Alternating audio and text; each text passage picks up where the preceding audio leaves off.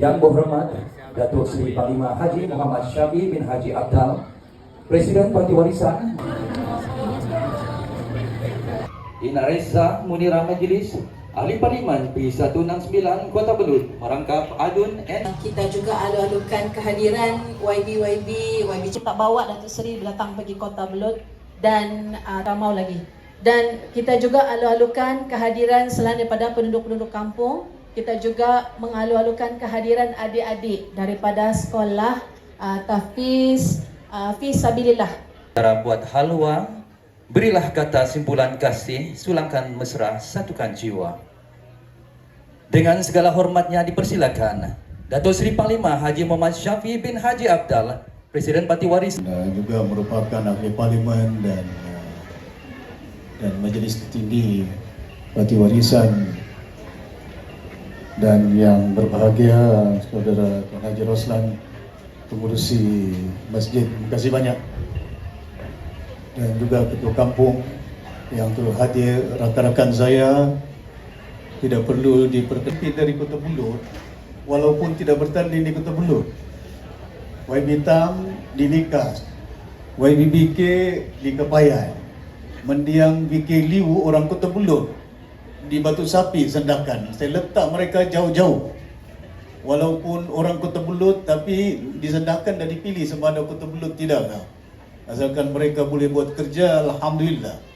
Pasal ingatan kita, dan saya tidak mau cerita politik, cuma tazkir agama, mengukur manusia dengan amalan. Penting kepada kita beramal.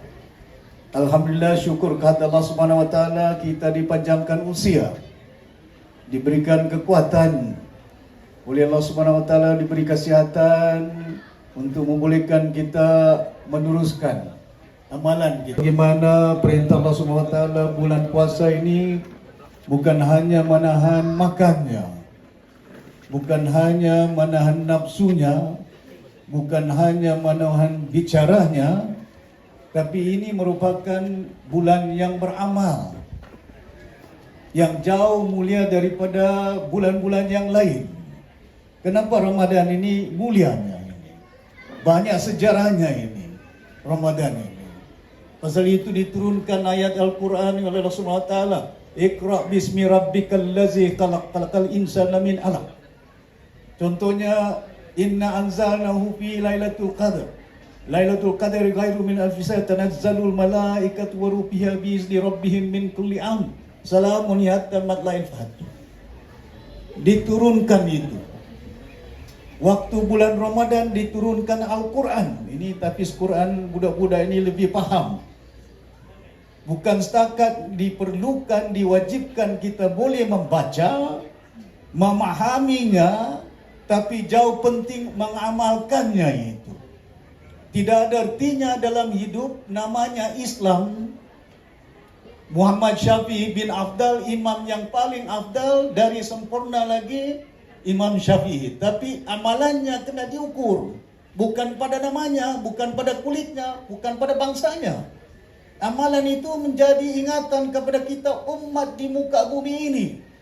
Bagaimana supaya diperingatkan, diturunkan Al-Quran itu musim bulan Ramadan. Orang mencari Lailatul Qadar musim bulan Ramadan ini.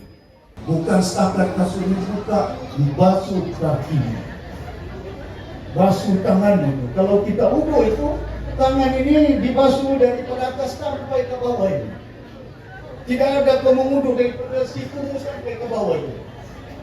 Jarang nampak. Kalau ikut ajaran yang sebenarnya, basuh tangan ini sampai ke situ. Pasal apa ini?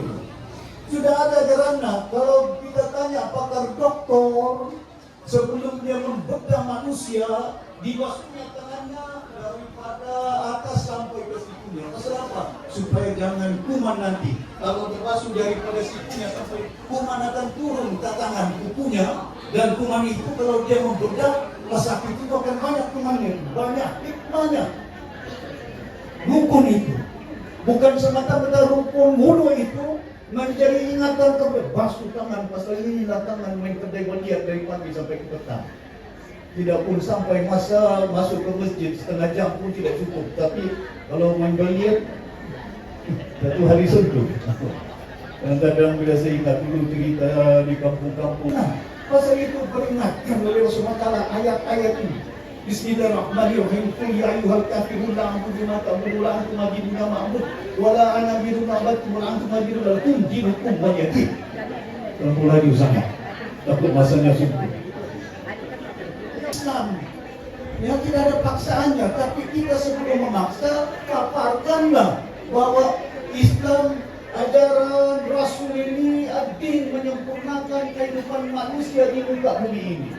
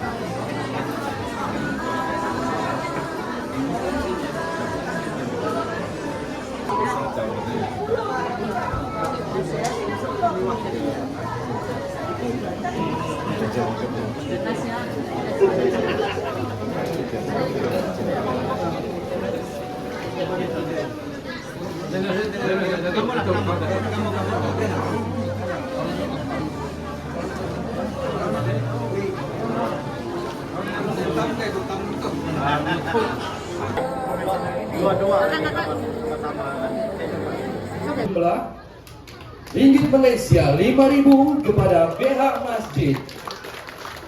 Satu sumbangan yang pastinya amat bermakna bagi membantu aktiviti dan pengimarahan ini menjadi amal jariah yang berpanjangan serta memberi manfaat kepada seluruh jemaah dan masyarakat setempatan.